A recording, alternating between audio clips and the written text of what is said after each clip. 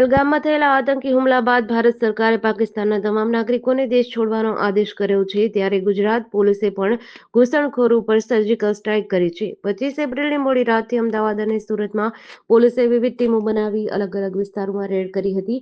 આ કાર્યવાહીમાં મોટી સંખ્યામાં વિદેશી નાગરિકો ઝડપાયા છે, જેમાં મોટાભાગના બાંગ્લાદેશીઓ છે। અમદાવાદમાં crime branch, SOG, EOW zone 6 અને પોલીસ હેડક્વાર્ટરની સહિતની ટીમોએ મળીને સંયુક્ત ઓપરેશન હાથ ધર્યું હતું, જેમાં સવારના 3 વાગ્યાથી ચંડોળા તળાવના આસપાસના વિસ્તારમાં કુલ 890 લોકોની અટકાયત કરાઈ છે, જેમાં 470 પુરુષ અને બાકીના મહિલાઓ અને બાળકો છે। તમામને શંકાસ્પદ લોકોને દોરડા વડે કોર્ડન કરી ક્રાઇમ બ્રાન્ચના ગ્રાઉન્ડમાં લઈ જવાયા હતા। પહેલગામ આતંકવાદી હુમલા બાદ ભારત અને પાકિસ્તાન વચ્ચેના સંબંધોમાં તણાવ વધી રહ્યો છે। આ દરમિયાન પીએમ શહબાઝ શરીફે કહ્યું કે તેઓ દરેક તપાસ માટે તૈયાર છે।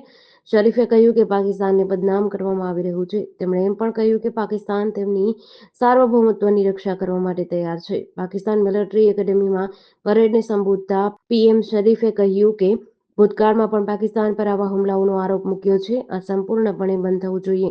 એક જવાબદાર દેશ તરીકે પાકિસ્તાન કોઈ પણ નિષ્પક્ષ, પારદર્શક તપાસમાં ભાગ લેવા તૈયાર છે।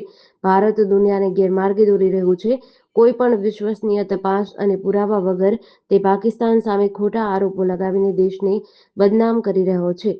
જો સિંધુ નદીનું પાણી ઘટાડવાનો કે વાળવાનો કોઈ પ્રયાસ કરવામાં આવશે તો તેનો સંપૂર્ણ તાકાતથી જવાબ આપવામાં આવશે। પહેલગામ આતંકવાદી હુમલા બાદ જમ્મુ કાશ્મીરમાં અત્યાર સુધીમાં 6 આતંકીઓના ઘર તોડી પાડવામાં આવ્યા છે। વિસ્ફોટમાં જે આતંકીઓના ઘરો તોડી પાડવામાં આવ્યા હતા તેમાં લશ્કરના આસિફ શેખ, આદિલ ઠોકર, હરીસ અહેમદ, જૈશના એહસાન ઉલ હક, ઝાકિર અહેમદ ગનાઈ અને શાહિદ અહેમદ કુટીનો સમાવેશ થાય છે। આમાં જૈશનો અહસાન 2018માં પાકિસ્તાનથી તાલીમ લઈને પાછો ફર્યો હતો। પહેલગામ હુમલામાં આસિફ અને આદિલના નામ સામે આવ્યા હતા। સેનાએ ત્રાલ, અનંતનાગ, પુલવામા, કુલગામ અને શોપિયામાં સર્ચ ઓપરેશન દરમિયાન આ કાર્યવાહી કરી હતી। પાકિસ્તાની સેનાએ ગઈકાલ બાદ આજ વહેલી સવારે પણ નિયંત્રણ રેખા પર ભારતીય ચોકીઓ પર ગોળીબાર કર્યો હતો। ભારતીય સેનાએ પણ આનો જવાબ આપ્યો હતો। ગોળીબારમાં કોઈ નુકસાન થયાના અહેવાલ નથી। જમ્મુ કાશ્મીરમાં મેડિકલ ઇમરજન્સી લાગુ કરાઈ છે। પાકિસ્તાનના બલુચિસ્તાન પ્રાંતની રાજધાની ક્વેટામાં બલુચ લિબરેશન આર્મીના હુમલામાં 10 પાકિસ્તાની સૈનિક માર્યા ગયા। શુક્રવારે બીએલએએ એક નિવેદન બહાર પાડીને હુમલાની જવાબદારી લીધી હતી। બીએલએએ કહ્યું હતું કે તેમના સ્વાતંત્ર્ય સેનાનીઓએ રિમોટ કંટ્રોલ આઈઈડી વડે પાકિસ્તાની સેનાના કાફલાને નિશાન બનાવ્યો હતો। સમાચાર એજન્સી એએફપી અનુસાર ક્વેટાથી લગભગ 30 કિલોમીટર દૂર માર્ગટ ચેકપોસ્ટ નજીક લશ્કરી કાફલાને નિશાન બનાવ્યો હતો। બીએલએએ કહ્યું હતું કે દુશ્મન સામે અમારું ઓપરેશન ઝડપથી ચાલુ રહેશે। બલુચ લિબરેશન આર્મીએ ગયા મહિને બલુચિસ્તાનના ક્વેટામાં જાફર એક્સપ્રેસ પર હુમલો કરી અપહરણ કર્યું હતું। ટ્રેનમાં લગભગ 450 મુસાફર હતા। બીએલએએ જેલમાં બંધ બલુચ કાર્યકરો, રાજકીય કેદીઓ, ગુમ થયેલી વ્યક્તિઓ, આતંકીઓ અને અલગતાવાદીઓની બિનશરતી મુક્તિની માંગ કરી હતી। આ પછી પાકિસ્તાની સેના અને બલુચ લડવૈયાઓ વચ્ચે 48 કલાક લાંબી લડાઈ ચાલી હતી। ઉત્તર પ્રદેશના સારનપુરના દેવબંદમાં શનિવારે સવારે એક ફટાકડાની ફેક્ટરીમાં વિસ્ફોટ થયો હતો।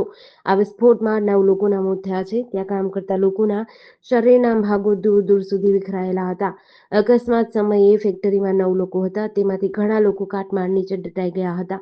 આ ફેક્ટરી સહારનપુરના નિહાલખેડી ગામમાં છે। તે જિલ્લા મુખ્યાલયથી 50 કિલોમીટર અને દેવબંદ તાલુકાથી 8 કિલોમીટર દૂર છે। પોલીસ ઘટનાસ્થળે પહોંચી છે। આ વિસ્તારને સીલ કરાયો છે। નિહાલખેડી ગામ નેશનલ હાઈવે 59 પર આવેલું છે। અહીં 1 વીઘા જમીન પર ફટાકડાની ફેક્ટરી ચાલી રહી છે। 22 એપ્રિલ 2025ના રોજ જમ્મુ કાશ્મીરના પહેલગામમાં થયેલ આતંકી હુમલા બાદ ત્યાંની પરિસ્થિતિ ખરાબ થતાં ઘણા ગુજરાતીઓ ફસાયા હતા। કાશ્મીરમાં મોરારી બાપુની કથા સાંભળવા ગયેલ વડોદરાના 20 પરિવારના 23 લોકો 10 દિવસથી ફસાયા હતા, જેઓ આજે વતન પરત ફર્યા છે। તમામ લોકો ગતરોજ કટરાથી તંત્રએ સ્વરાજ એક્સપ્રેસ ટ્રેનમાં બેસાડ્યા હતા। આજે વડોદરાથી પહોંચી પરિજનને મળતા અનેકની આંખોમાં આંસુ આવ્યા હતા। બાળકો આ ઘટનાથી ડરી ગયા હોવાથી ઘરે જવાની જીદ કરતા હતા। પરિવારજનો પણ તેઓને લેવા માટે વડોદરા રેલવે સ્ટેશન ખાતે આવી પહોંચ્યા હતા અને ખુશીના આંસુ સાથે બોલતા નજરે પડ્યા હતા। રાજકોટ સહિત ગુજરાતભરમાં આજે પીએસસીનું આયોજન કરવામાં આવ્યું હતું। પ્રાઇમરીમાં અભ્યાસ કરતા વિદ્યાર્થીઓ માટે યોજાયેલી આ પરીક્ષામાં ગુજરાતના 2 લાખ કરતાં વધુ વિદ્યાર્થીઓ જોડાયા હતા, જેમાં રાજકોટના 49 સેન્ટરોમાં સરકારી તેમજ ગ્રાન્ટેડ સહિતની શાળાઓના 10,647 છાત્રોએ પરીક્ષા આપી હતી, જ્યારે વડોદરા જિલ્લામાં 30 સેન્ટરો પરથી 7,451 વિદ્યાર્થીઓએ પરીક્ષા આપી હતી. આ પૈકી મેરિટમાં આવનાર છાત્રોને માસિક ₹1,000ની શિષ્યવૃત્તિ આપવામાં આવશે. આજે આ પરીક્ષાને લઈને વિદ્યાર્થીઓમાં ઉત્સાહ જોવા મળ્યો હતો. કેવડિયામાં તડવી પરિવારના 3 સભ્યોએ મોબાઈલ ટાવર પર ચઢીને અનોખું આંદોલન શરૂ કર્યું છે. મહેશ તડવી, બાલુ તડવી અને પ્રવીણ તડવી નોકરી અને જમીનની માંગણી સાથે ટાવર પર પહોંચી ગયા છે. આ યુવકોનો આક્ષેપ છે કે યુપી, બિહારથી આવેલા લોકોને અસરગ્રસ્ત જાહેર કરીને ઘર, નોકરી, અન્ય લાભો આપવામાં આવ્યા છે.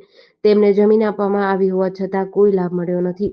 યુવકોએ નોકરી ન મળવા અને કટઓફના મુદ્દે પણ ન્યાય ન મળવાની ફરિયાદ કરી છે. ઘટનાની જાણ થતાં જ સ્થાનિક તંત્ર સક્રિય થઈ ગયું છે. યુવકોને સુરક્ષિત નીચે ઉતારવા માટે નર્મદા પોલીસ અને ફાયર વિભાગની ટીમ ઘટનાસ્થળે પહોંચી છે. સ્થાનિક વહીવટીતંત્ર દ્વારા આ યુવકોની માંગણીઓ અંગે વાટાઘાટો ચાલુ છે. ઉમરગામ તાલુકામાં એક શ્રમિક પરિવારની 15 વર્ષીય સગીરાના અપહરણનો કિસ્સો સામે આવ્યો છે. 19મી એપ્રિલમાં રોજ સગીરાના માતા અને નાનો ભાઈ નજીકના મેળામાં ગયા હતા. આ સમયે સગીરા ઘરેથી એકલી હતી. જ્યાં પરિવાર મેળામાંથી પરત આવ્યો ત્યારે સગીરા ઘરમાં ન હતી. માતાએ તરત જ આસપાસના વિસ્તારમાં શોધખોળ કરી સ્થાનિક યુવકો અને અગ્રણીઓની મદદથી ઉમરગામ, વાપી, વલસાડ, દમણ અને પાલઘર સુધી તપાસ કરી, પરંતુ સગીરાનો કોઈ પત્તો ન મળ્યો. માતાને શંકા ગઈ કે કોઈ અજાણ્યા યુવકે તેમની પુત્રી સાથે મિત્રતા કેળવી અને લગ્નની લાલચ આપી તેનું અપહરણ કર્યું છે. તેમણે ઉમરગામ પોલીસ મથકે ફરિયાદ નોંધાવી છે. પોલીસે સીસીટીવીના આધારે તપાસ શરૂ કરી છે. નવસારીના ખાપરવાડા ગામના ભંડાર ફળિયામાં એક ઉપદ્રવી વાનરને વન વિભાગે સફળતાપૂર્વક પકડી પાડ્યો છે. આ વાનર સ્થાનિક રહેવાસીઓ અને રાહદારીઓ પર હુમલો કરતો હતો, જેના કારણે લોકોએ વન વિભાગમાં ફરિયાદ નોંધાવી હતી. ગણદેવી રેન્જના આરએફઓ છાયાબેન પટેલના માર્ગદર્શન હેઠળ વન વિભાગની ટીમે રેસ્ક્યુ ઓપરેશન હાથ ધર્યું હતું. વાનરને સફળતાપૂર્વક પકડ્યા બાદ તેને જંગલ વિસ્તારમાં મુક્ત કરાયો છે. સ્થાનિકોએ જણાવ્યું કે આ વાનર છેલ્લા કેટલાય સમયથી વિસ્તારમાં ઉપદ્રવ મચાવી રહ્યો હતો.